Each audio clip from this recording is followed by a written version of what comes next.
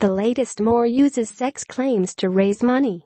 The latest on the debate over Roy Moore, Alabama's Republican nominee for the U.S. Senate, who faces allegations that he initiated sexual contact with the 14-year-old girl decades ago. All times local, 4:30 p.m. Alabama Republican Roy Moore is trying to raise money for his U.S. Senate race on allegations he had a sexual relationship with a 14-year-old girl when he was in his early 30s. Moore wrote in his fundraising pitch that the vicious and sleazy attacks against me are growing more vicious by the minute.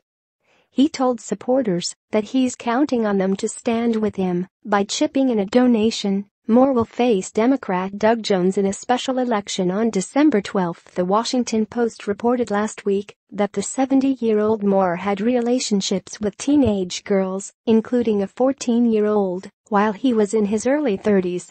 Moore has vehemently denied the allegations in the Post story.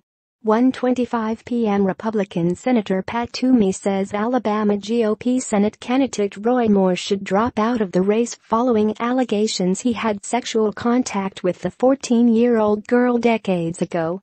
Speaking on NBC, Toomey says because the accusations have more credibility than the denial, I think it would be best if Roy would just step aside. The Pennsylvania senator says Moore's primary opponent, Luther Strange, should be considered as a write-in candidate to run against him. The Washington Post reported last week that the 70-year-old Moore had relationships with teenage girls while he was in his early 30s. Moore has vehemently denied the allegations. Toomey didn't rule out the possibility that Senate Republicans might work to unseat Moore if he wins the special election against Democrat Doug Jones on December 12.